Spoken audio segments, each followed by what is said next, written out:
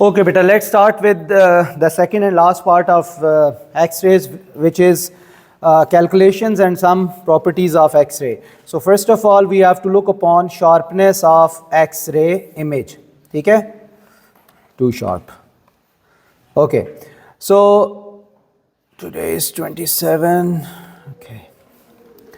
Acha beta, sharpness means that the ability through which we can see the sharp edges of an object or organ. So let's say this is the organ in body, right? This is, let's say, the bone in the body. X-rays are coming and X-rays are falling on it, and then this is the X-ray film. This is X-ray film. Acha, ab we can see that there are two parts, two shades, that is called contrast of the image. Contrast एक image property होती है और एक sharpness होती है. तो to image properties होती हैं एक्सरे की for which we are looking at. अगर ये दो प्रॉपर्टी ज़्यादा अच्छी होंगी, वेल कंट्रास्ट इमेज होएगा और साथ ही शार्प इमेज होएगा, तो that will reveal better you can say observations about the organ. अच्छा, तो अब देखो ये जो difference in dark and bright portion है इसको कंट्रास्ट कहते हैं. कंट्रास्ट कैसे बेहतर होता है? एक्सरे एक्सपोजर से, कि आप ज़्यादा एक्सरेज को एक्सपोज करें, उस ऑर्गन को ज़्यादा टाइम के लिए एक्सरे में रखें. उससे क्या होगा कि डार्क एरिया ज़्यादा डार्क होता जाएगा और जो ब्राइट है वो ज़्यादा ब्राइट होता जाएगा. तो उससे हमें जो ब्राइट इमेज है, यानी कि जो बोन है, उसकी ज़्यादा फीचर्स का हमें पता लग जाएगा, उसकी शेप का पता लग जाएगा. अगर उसके बीच में कोई माइनर फ्रैक्चर है तो वो हमें पता लग जाएगा. अभी हम शार्पनेस को देख रहे हैं. तो शार्पनेस के लिए देखो, इसके जो एजेस हैं, are the edges very clear to us. जो इसके एजेस हैं वो क्लियर हैं. अगर ऑर्गन के एजेस बिल्कुल क्लियर हों तो हम कहते हैं कि ये क्या है, एक शार्प जो है वो इमेज है. शार्प इमेज क्या है बेटा? It refers to clear edges of the organ on the x ray film. Okay, ये शार्पनेस का ही मतलब हो गया. अब how to improve the sharpness, ये direct simple to the point चीज़ें हैं. नंबर वन, आपने क्या करना है, you have to decrease the size of metal anode. Metal anode का साइज डिक्रीज करना है. I am taking you back to the x-ray tube and here आपने क्या करना है कि ये जो अंदर इसका साइज है ना, इस मेटल का, आपने इसको डिक्रीज करना है. कौन सा metal? I am talking about this one. This one is metal target of adjustable size. अब adjustable size क्या होता है? बेसिकली इसको रोटेट करवाते हैं, डिफरेंट एंगल पे रोटेट करवाते हैं, और डिफरेंट एंगल पे रोटेट करवाने से क्या होता है कि जो है उसका टारगेट चेंज हो जाता है. फॉर एग्जांपल, अगर मैं आपको ये बताऊं कि पहले मेटल टारगेट इस तरह है, ठीक है, अब हमने इसका टारगेट कम करना है, टारगेट एरिया कम करना है. इलेक्ट्रॉन्स इस तरफ से आ रहे हैं, यूँ आ रहे हैं, तो हम इसको क्या करेंगे, इस तरह रोटेट कर देंगे. वो रोटेटेबल होता है. जब इस तरह रोटेट करेंगे तो अब इलेक्ट्रॉन सिर्फ इस एरिया को हिट करेंगे, तो उनका क्या होगा, टारगेट एरिया कम हो जाएगा. तो बेसिकली वो जो टारगेट मेटल होती है वो रोटेटेबल होती है, राइट. उसको वो रोटेट करा सकते हैं और उसकी एवरी डायमेंशन में उसका सरफेस एरिया डिफरेंट होता है. वो बिल्कुल एक क्यूबिक या एक सेम स्ट्रक्चर हर साइड से नहीं होता. तो जिस साइड से भी उसको कम करना हो वो उसको रोटेट करवाते हैं. जितना भी एंगल उसका, जितना भी उसका सरफेस एरिया रखना हो उसको वो वाली साइड सामने कर देते हैं. उससे क्या होता है कि टारगेट एरिया जो है वो रिड्यूस हो जाता है. अच्छा, अब टारगेट एरिया रिड्यूस होने से होगा क्या, ये हमने देखना है कि भाई आप रिड्यूस तो कर दिया, but what has happened due to that. उससे ये होगा कि एक कंसनट्रेटेड बीम निकलेगी. कंसनट्रेटेड जगह से जो है वो एक्स रेज जो है वो इमर्ज होएंगी. Let's look upon that. Okay, so decrease the size of the metal anode. इससे क्या होएगा कि जो जितने एरिया से एक्स रे प्रोड्यूस हो रही है वो फाइन एरिया हो जाएगा. जिस तरह हम कहते हैं ना, एक टॉर्च लाइट हो और उसका हमने लेंस को एडजस्ट किया ताकि ज़्यादा एरिया कवर हो, ऐसे होता है ना. अगर फिर हम दोबारा उसको री एडजस्ट करते हैं तो उससे एक शार्प बीम बनती है, लेकिन शार्प बीम क्या करती है, कम एरिया को कवर करती है, राइट. लेकिन जो लेस एरिया को कवर करती है वो बहुत इंटेंस और शार्प होती है. तो हमें शार्प इमेज के लिए we need sharp beam of x ray. जितनी शार्प बीम होएगी उतना शार्प इमेज जो है वो आगे बनेगा. ठीक है, ऐसे ही है ना. देखो अगर अब यहाँ पे बहुत सारी लाइट्स हैं, अगर यहाँ पे इन लाइट्स की वजह से मैं अपना इमेज यहाँ बनाता हूँ, आप यहाँ मेरे इमेज देखो कितने बन रहे हैं इस जगह पे, मल्टीपल इमेजेस बन रहे हैं ना. क्या देखो ये शार्प इमेजेस हैं, शार्प शेडो है नहीं ना. लेकिन अगर मैं यहाँ आता हूँ इस जगह पे तो आप देखो अब मेरा इमेज कैसे बन रहा है, शार्प क्यों बन रहा है? क्या वजह है शार्प बनने की? क्योंकि जो प्रोजेक्टर से जो लाइट आ रही है वो एक कंसनट्रेटेड लाइट है, एक थोड़ी सी जगह से लाइट आ रही है, शार्प बीम आ रही है, तो देखो मेरा शार्प इमेज बन रहा है। और अगर मैं यहाँ खड़ा हूँ और आप अपना इमेज भी देख लो, हर तरफ से अगर लाइट आ रही है जो शार्प लाइट नहीं है, तो आपका शार्प इमेज नहीं बन रहा। तो ये एक सिंपल कॉमन सेंस है कि हमें शार्प इमेज के लिए शार्प बीम चाहिए होती है। शार्प बीम कैसे बनाते हैं? By reducing the area of the target metal. क्यों? क्योंकि टारगेट मेटल नहीं एक्सरेज निकालनी है। Next thing, decrease the opening of aperture through which X-ray can pass. This is the second thing. Aperture भी आप सबको पता होगा, कैमरा का जिस लेंस के आगे अपर्चर होता है, जब आप क्लिक करते हो तो उसके आगे से विंडो, कैमरा के लेंस के अंदर जो हल्की से अपर्चर या विंडो होती है वो ओपन होती है, ऐसे ही है ना? तो उसको क्या कहते हैं? अपर्चर कहते हैं। जिस तरह आपके रूम का अपर्चर क्या है? ये डोर।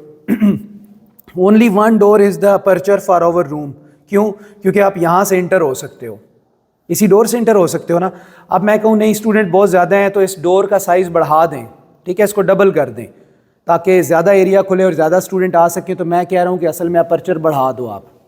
और अगर मैं कहूँ कि नहीं ऑलरेडी ये डोर बहुत बड़ा है, आप इस डोर को छोटा कर दें, तो जब इस डोर को स्मॉलर कर देंगे तो मैं क्या कह रहा हूँ कि इसके अपर्चर को आप क्या कर दें? कम कर दें।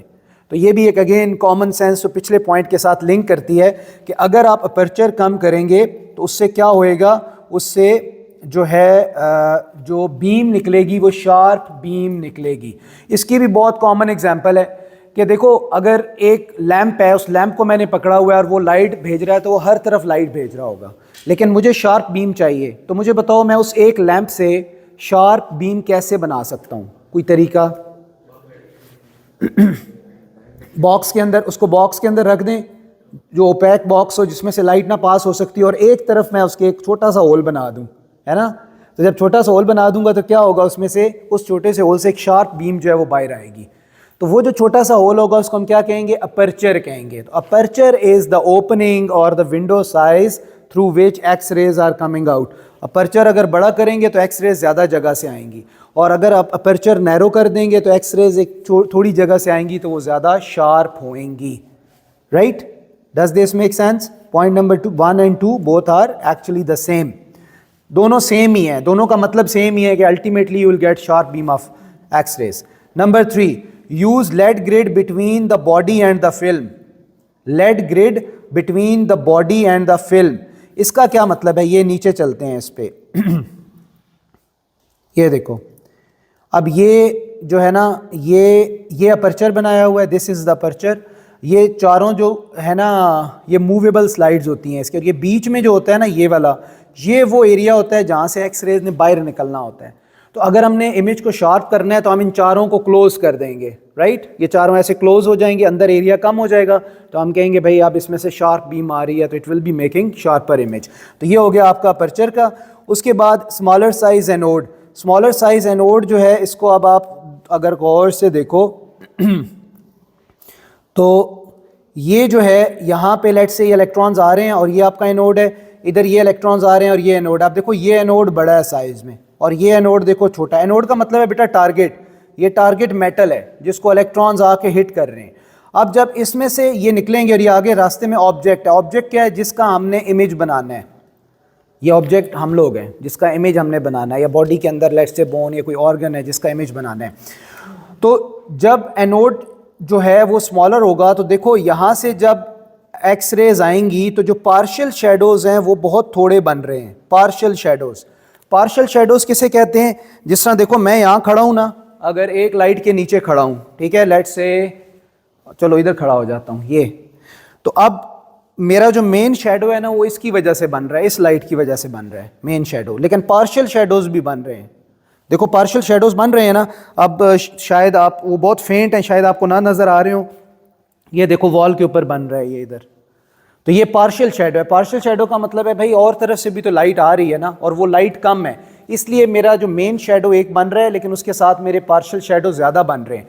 लेकिन अब आप सोचो मैं यहाँ खड़ा हो गया हूँ इधर, अब देखो मेरे पार्शियल शेडो कितने हैं, मतलब मेरा मेन शेडो पीछे है ना, मेन शेडो है, तो पार्शियल शेडो साइड पे हैं कोई इस वॉल के ऊपर, नीचे तो चलो शायद होंगे, वॉल पे देखो कोई पार्शियल शेडो बन रहा है?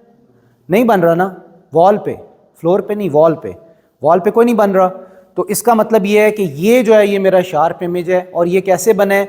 ये ऐसे बना है कि मैंने जो टारगेट मेटल है उसको स्मॉल कर दिया, देखो प्रोजेक्टर का लेंस कितना है जिसमें से लाइट आ रही है, इतना होगा, इतना ही होगा ना, और ये जो लैंप्स हैं ये उससे थोड़े बड़े हैं, इनका साइज़ थोड़ा बड़ा है, वैसे फिजिकली भी देख लें तो एलईडी का जो साइज़ है इन लैंप्स का ये बड़ा है। तो दैट्स वाई हम ये इस बात से ही कहेंगे कि भाई अगर आप एनोड का साइज़ स्मॉलर करोगे तो फिर पार्शियल शेडोज स्मॉलर बनेंगे। पार्शियल शेडोज जो हैं वो हमें डिस्ट्रैक्ट करते हैं, हमें मेन इमेज से अवे ले जाते हैं। अगर पार्शियल शेडो ज़्यादा बनेंगे तो हमें मेन इमेज नज़र नहीं आएगा, राइट। ओके, आगे चलते हैं। नेक्स्ट लास्ट जो था ये ग्रिड वाला, लेड ग्रिड, कि अगर ये पैरेलल बीम ऑफ एक्सरे आ रही है और ये ऑब्जेक्ट है, ये जो है ना ये ऑर्गन है, ये पेशेंट है, ये ऑर्गन है, ये बाकी लेट से सॉफ्ट, ये सॉफ्ट टिश्यूज़ हैं जिसके अंदर से देखो एक्सरेज बस पास गुजर गई, और ये जो है ना ये हार्ड टिश्यू है, ये बोन है लेट से, इसके अंदर से वो एक्सरे जो है वो पास नहीं हो सकी। अब आगे क्या हमने किया है, हुआ ये कि जब एक्सरेज यहाँ पे आई तो यहाँ से रिफ्लेक्ट होके वो इस तरफ भी जा रही है, देखो यहाँ से ये रिफ्लेक्ट होके ऊपर भी आ रही है, मल्टीपल डायरेक्शंस में जा रही हैं। अगर फिल्म से पहले हम लेड ग्रिड नहीं रखते तो उसका डिसएडवांटेज क्या होगा कि अगर यहाँ पे इसका इमेज बन रहा है, इधर ये बोन का इमेज यहाँ बन रहा है, तो यहाँ से हो सकता है कोई एक्स रे इधर से अगर डिफ्लेक्ट होके इसको आके हिट करे, इधर से डिफ्लेक्ट करके इसको आके हिट करे, तो हमारा तो वो इमेज फिर शार्प बनेगा ही नहीं। वो तो जहाँ वाइट बनना चाहिए था बोन का इमेज, वहाँ पे क्या हो रहा है, वहाँ पे बीच में डार्कन हो रहा है, डार्क एरियाज हो रहे हैं, तो मतलब आपको जो इमेज है वो शार्प नहीं मिलेगा। इसलिए ये बहुत ज़रूरी है कि एक्सरे स्ट्रेट लाइन पे मूव करें, पैरेलल मूव करें। तो पैरेलल मूव कराने के लिए what we have done over there, lead grid use कर लिया है। तो लेड ग्रिड क्या होता है, लेड की प्लेट्स होती हैं जो इक्वली स्पेस्ड होती हैं, और उनमें से सिर्फ वो एक्स रेज पास कर सकती हैं जो इनके बिल्कुल पैरेलल होती हैं, अदरवाइज एक्स रेज जो डिफरेंट एंगल पे आ रही हैं वो उसमें से पास नहीं कर सकती। अब इसका हमें क्या फ़ायदा होगा, लेड ग्रिड का क्या फ़ायदा है, मैं भी बता चुका हूँ लेकिन वैसे आपसे दोबारा पूछ रहा हूँ। जिससे क्या होता है, जो इर्रेगुलर डायरेक्शन में रिफ्लेक्टेड वेव्स हैं उनको ये ब्लॉक करता है। फर्स्ट थिंग, उसका फ़ायदा क्या होता है ये बताओ। शार्पर इमेज, कैसे शार्पर, कैसे मिसइंफॉर्मेशन भी नहीं होती, रेज आर फोकस, मतलब यहाँ पे देखो ना ये बोन है तो इसका आगे शेडो यहाँ बनना चाहिए बिल्कुल, राइट। अगर यहाँ से रिफ्लेक्शन होके और उस शेडो के ऊपर जहाँ पहले बोन वाली जगह पे एक्सरेज नहीं आ रही, लेकिन अगर यहाँ से रिफ्लेक्शन होके उसके ऊपर एक्सरेज आना शुरू हो जाती हैं तो वो बोन वाला जो एरिया होगा वो आयनाइज होना शुरू हो जाएगा। जहाँ एक्सरे पहुँचेगी वो आयनाइज हो जाता है, वो ब्लैक हो जाता है। जहाँ एक्सरे नहीं पहुँच सकती, जब उसको हम डेवलप करते हैं फिल्म को, तो अनआयनाइज सोल्यूशन वाइट कलर में ट्रांसफॉर्म हो जाता है कि इस तरह हमें वाइट कलर इमेज नज़र आता है। बोन का इमेज हमेशा वाइट नज़र आता है, और उसकी रीज़न क्या है कि बोन वाली जगह पे पीछे एक्सरे फिल्म के ऊपर एक्सरेज नहीं पहुंच पाती और वो सोल्यूशन अनआयनाइज रहता है। फिर जब हम उसको डेवलप करते हैं फिल्म को, तो वो जो अनआयनाइज सोल्यूशन है वो वाइट कलर में ट्रांसफॉर्म हो जाता है, जिससे हमें बोन का इमेज जो है वो मिल जाता है, राइट। ओके, बिल्कुल जो प्लेट से आगे है, प्लेट से आगे होता है, और सम टाइम प्लेट के अंदर भी होता है। जो फोटोग्राफिक फिल्म होती है ना, आपने देखा होगा, वो खाली वो पहले हमें नज़र नहीं आती, वो एक शीट होती है, मेटालिक शीट होती है, उसके अंदर होती है पड़ी, उस मेटालिक शीट के अंदर होती है, और वो एयर टाइट भी होती है, और वो लेट्स से कि उसके अंदर लाइट भी नहीं जा सकती। तो सम टाइम वो जो मेटल की शीट है उसके अंदर ही ग्रिड होता है, और सम टाइम ये होता है कि वो जो शीट जहाँ पे रखते हैं बेड, वो जहाँ पे बेड होता है उसके नीचे लगाते हैं ना, तो जहाँ पेशेंट होता है उसके नीचे बेड है, बेड के अंदर लेड ग्रिड होता है, और लेड ग्रिड के बाद नीचे वो फोटोग्राफिक फिल्म होती है। ओके, आगे चलते हैं बेटा। नेक्स्ट जो है दैट इज ये मैं ऑलरेडी आपको बता तो चुका हूँ, लेकिन एक दफ़ा दोबारा इसको आप देख लें। ये I am talking about this one, the x ray film blackens where the X-ray strike the film and the remaining area stays white। ये जो बात मैं भी बता रहा हूँ कि जहाँ एक्सरे हिट करेगी वो ब्लैक हो जाएगा एरिया, जहाँ एक्सरे हिट नहीं करेगी वो वाइट ही रहेगा। Bone absorb most of the x ray, so area underneath it stays white. तो बोन के अंदर जो एरिया होता है वो वाइट ही रहता है। Okay, x rays can penetrate much through the softer tissues and muscles so that area turns black. ये भी बिल्कुल सिंपल इंफॉर्मेशन है, ये तीनों हमें ऑलरेडी पता है कि एक्सरेज हार्ड टिश्यूज़ में से नहीं गुजर सकती, तो उनके पीछे जो इमेज बनता है वो वाइट बनता है। एक्सरे सॉफ्ट टिश्यूज़ में से पास कर जाती हैं, इसलिए सॉफ्ट टिश्यूज़ का जो इमेज बनता है वो रिलेटिवली डार्कर बनता है as compared to image of the bone. Okay, let's move forward to second property which is contrast of image. Okay, what is contrast of x ray image?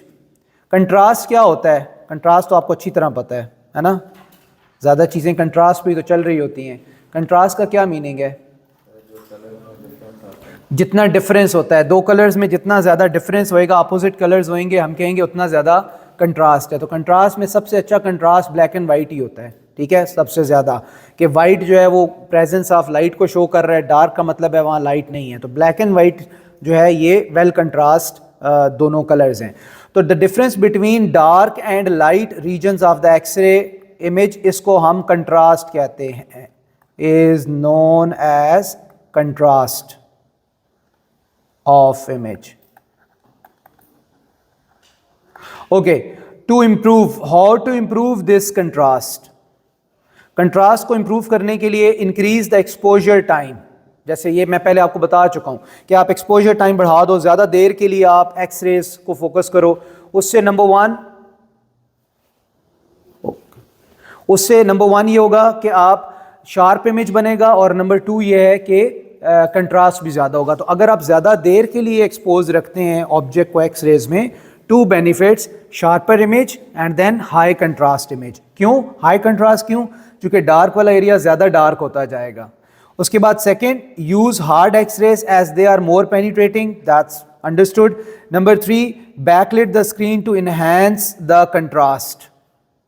अच्छा, backlight ये भी होता है। देखो आप एक्सरे फिल्म लेके जाते हो तो आप डॉक्टर क्या करता है, उनके पास एक स्क्रीन होती है जिसके पीछे अंदर एलईडी लगे होते हैं, और वो प्लास्टिक का ऊपर कवर होता है, उसके ऊपर वो लगाते हैं और वहाँ से वो देखते हैं। उससे क्या होता है, बैकलाइट का मतलब है कि आप उस एक्सरे फिल्म को अगर हाई लाइट के अंदर रखोगे, ठीक है, मोर light will be falling on it from back side, तो वो ज़्यादा इन्फॉर्मेशन रिवील करेगा, कंट्रास्ट ज़्यादा हो जाएगा, ब्राइट वाला एरिया ज़्यादा ब्राइट हो जाएगा, तो उससे क्या है कि इमेज का कंट्रास्ट बढ़ जाएगा। लेकिन ये जो है सिर्फ है while observing it, while observing, that's it.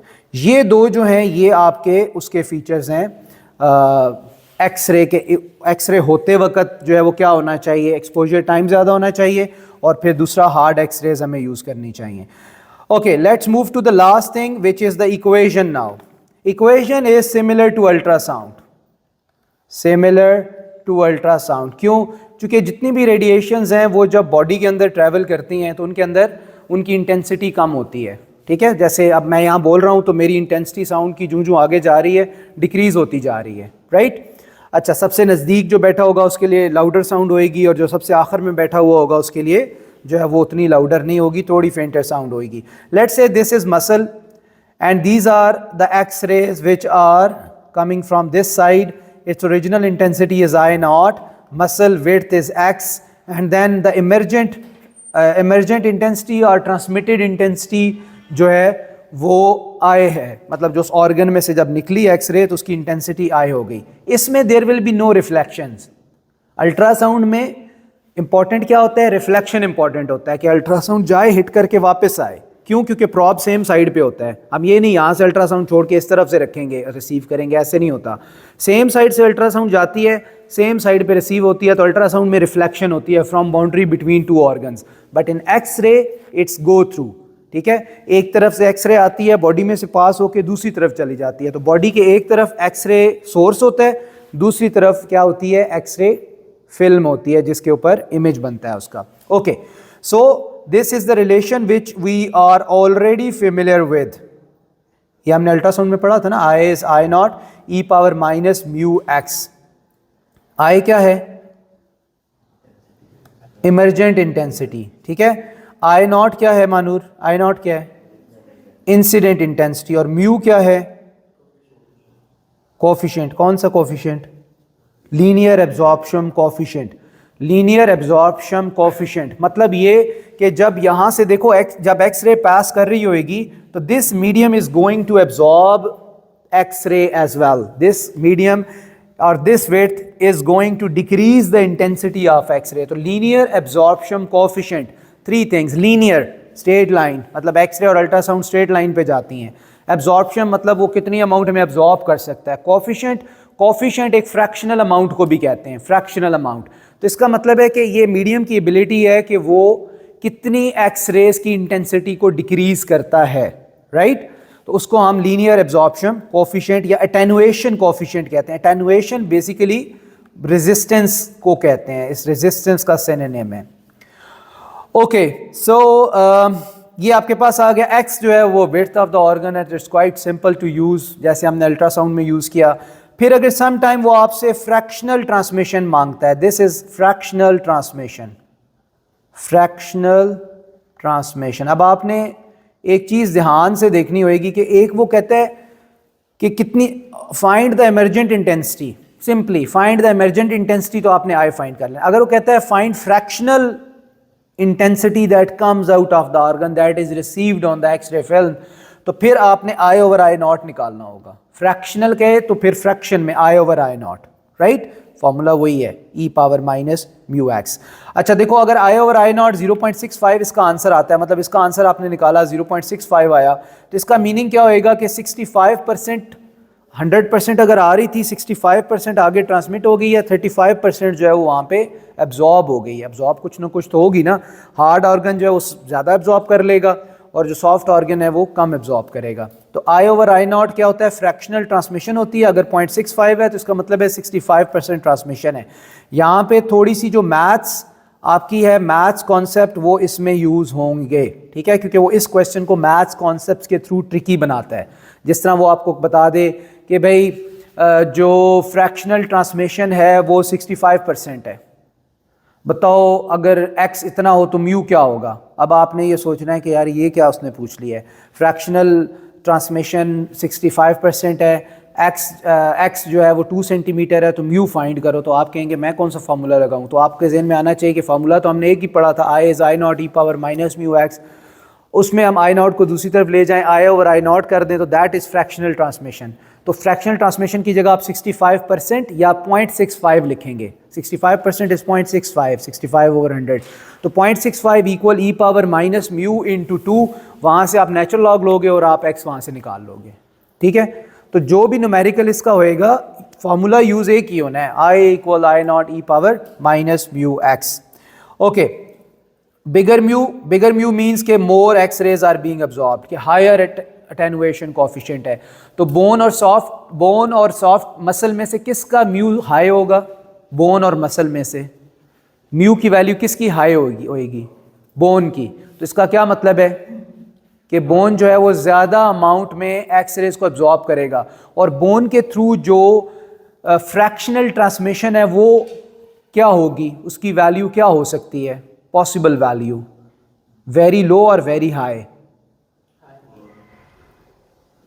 Very low होगी ना, बोन के अंदर से एक्सरेज क्या पास कर जाएंगी, तो फिर तो फ्रैक्शनल ट्रांसमिशन क्या होती है कि कितने % ट्रांसमिट हुई है, ये समझाने की कोशिश कर रहा हूँ कि फ्रैक्शनल ट्रांसमिशन का मतलब है कितने % ट्रांसमिट हुई है।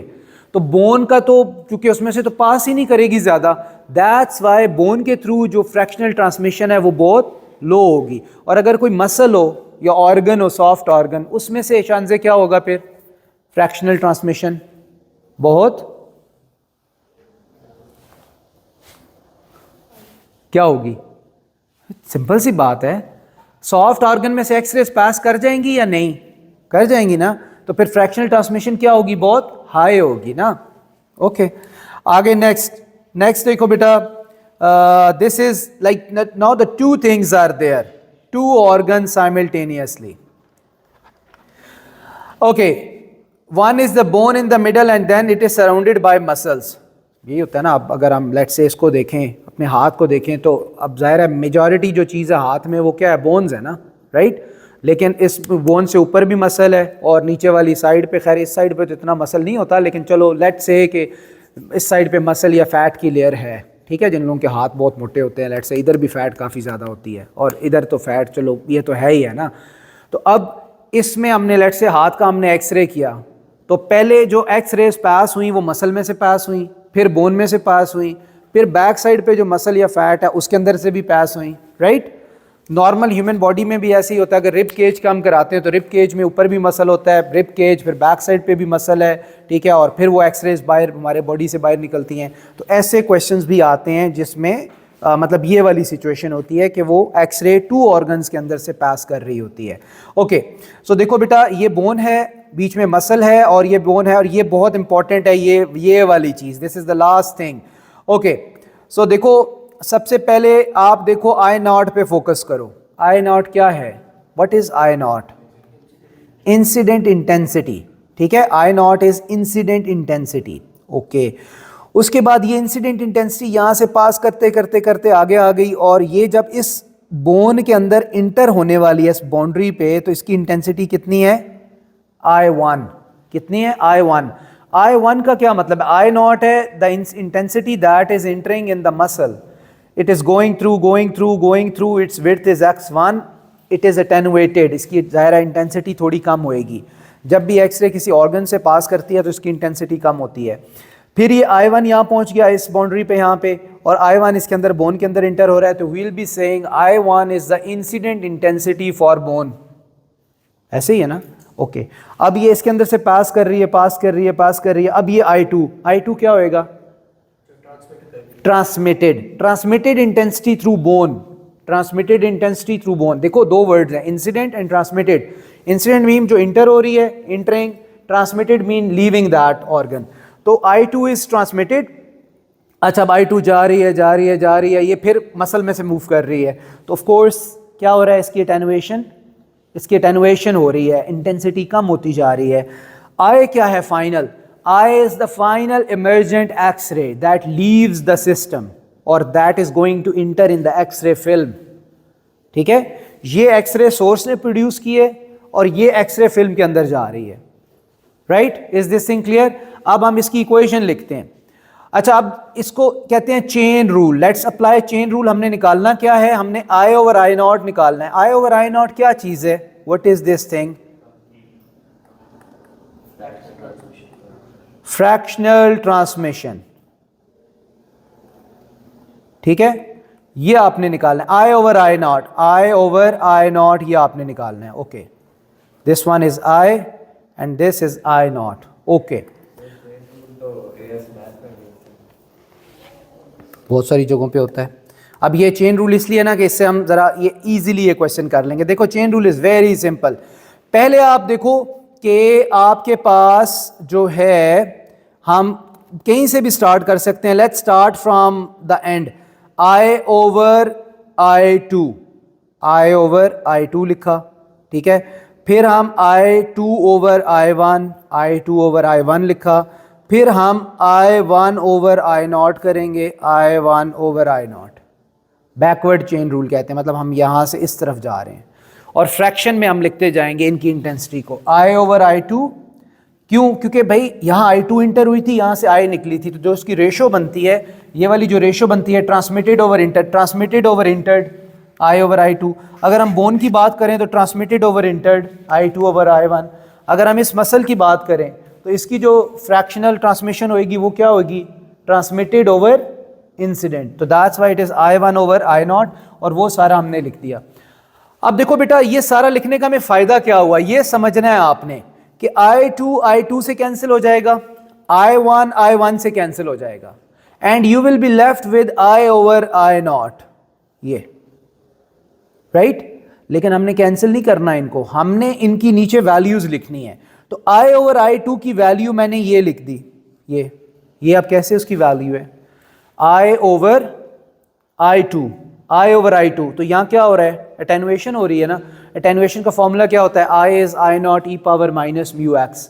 तो दैट्स वाई मैंने लिखा I over I2 is e power minus mu x2। ठीक है, e power minus mu x। ठीक है, x2 चलो वो नहीं लिखा, x लिख दिया। लेट्स से कि ये भी x है, ये भी x है, इन दोनों को हम x कर देते हैं कि इनकी वेट सेम है। नहीं करना तो तब भी हम इसको यहाँ पे we can write x1 here. हाँ, वो नीचे लिखा हुआ है, यहाँ जस्ट फॉर्मूला में बताया हुआ है ना, और ये इसको x2 कर लेते हैं। बल्कि चलो वो नीचे लिखा हुआ है, ये तो जस्ट फॉर्मूला है ना, this is just putting the formula over there. तो देखो I2/I1 की जगह उसका formula e power mu x लिखना है। Again I is I0 e power minus mu x होता है and I/I0 is e power minus mu x. तो दैट्स वाई मैंने ऊपर जो जो फ्रैक्शन लिखी हुई हैं उनके नीचे मैंने उनकी वैल्यूज लिखनी है e power minus mu x वाली। तो I/I2 में देखो क्या आता है, e power minus mu x 2, चूंकि यहाँ x2 है। I2/I1 में क्या आता है, y आता है, तो e power minus mu y आ गया। I1/I0 में क्या आता है, x1, तो ये आ गया e power minus mu x1। अब आपने तीनों का देखना है कि यार तीनों में उनकी बेस सेम है, e power e power e power, तो इन तीनों को भी हम कंबाइन कर सकते हैं। लेकिन हम देखते हैं कि भाई ये चूंकि दोनों मसल वाले हैं तो मसल का जो म्यू होता है वो बोन से अलग होता है। अब यहाँ पे एक बात है, जो मसल के म्यू की वैल्यू है वो डिफरेंट है और जो बोन की म्यू की वैल्यू है वो डिफरेंट है ना, सेम तो नहीं हो सकती ना, क्योंकि बोन हार्ड टिश्यू है तो उसका म्यू की वैल्यू हाई होएगी। दैट्स वाई हमने यहाँ पे क्या किया है कि हमने जो मसल वाला है ना उन दोनों को ऐड कर दिया है, इनकी पावर सेम कर दी है। मसल वाले, ये दोनों जो मसल वाले हैं x1 x2, इनको सेम कर दी है क्योंकि इनका म्यू कॉमन है। इसको इसलिए नहीं किया कि इसके म्यू की वैल्यू डिफरेंट है तो हम उसको उनके साथ नहीं रख सकते। दैट्स वाई हमने इस बोन वाले को अलग ही रखा हुआ है, e power minus mu x, right. तो बस अब ये आपका फाइनल स्टेप था, इसमें आपने वैल्यूज जो भी गिवन होंगी you will be putting your values into that और आप वहां से आंसर जो है वो निकाल लेंगे। तो इसका मतलब है कि अगर 2 ऑर्गन्स के अंदर से एक्सरे पास हो तो ट्रांसमिटेड ओवर इंसिडेंस, अगर आपने रेशो निकालनी हो जिसको I/I0 कहते हैं, तो आपने e power minus mu x, ठीक है, इनटू e पावर, ये चलो इसको मैं m कह देता हूं मसल और इसको b कह देता हूं बोन। आपने ये काम करना होगा, दोनों जो एक्सपोनेंट है उनको मल्टीप्लाई करना होगा, ऐड नहीं करना कभी भी, right. Is it clear? Okay, तो let's go to look for one question which is this one, distinguish between sharpness and contrast. तो आपको पता है sharpness it is related to how clear the edges of an x-ray image are. Contrast, it is related to difference between the dark area and the bright area. Very simple thing. The only challenging thing can be the numerical. So let's quickly look upon this. ये एक finger का cross section है, ठीक है। देखो ना, ये बीच में ये नेल, ये बोन है और साइड पे जो है वो सॉफ्ट ऑर्गन है, मसल है। इस साइड पे मसल है, इस साइड पे मसल है। अब देखो I1 यहाँ से आ रहा है, इसके अंदर से पास कर रहा है और I यहाँ से बाहर लीव कर रहा है। 8 सेंटीमीटर टोटल विड्थ गिवन है, 4 सेंटीमीटर बोन का। इसका मतलब है मसल की विड्थ भी कितनी होएगी, 4 सेंटीमीटर होएगी। टोटल 8 में से 4 सेंटीमीटर बोन, 4 सेंटीमीटर मसल। अब 2 पैरेलल रेज हैं जहां से एक्सरे जा रही है, एक बी के अलोंग जा रही है और एक एम के अलोंग जा रही है। जो एम के अलोंग जा रही है वो तो खाली मसल में से पास कर रही है, लेकिन जो ऊपर वाली लाइन से जा रही है वो मसल और बोन दोनों में से पास कर रही है। तो अब देखो, दोनों के लीनियर एब्जॉर्प्शन कोएफिशिएंट गिवन है। बोन का ये गिवन है और नहीं, ये मसल का है और बोन का ये है 12। मसल का 0.2 है जो बहुत कम है और बोन का 12 है जो बहुत ज़्यादा है। They are asking you to find the ratio of intensity of emergent x ray beam from the model.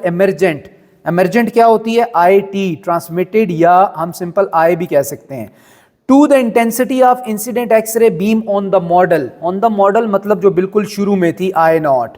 तो आपने ये वाली चीज़ फाइंड करनी है जो अभी हम कर भी रहे थे।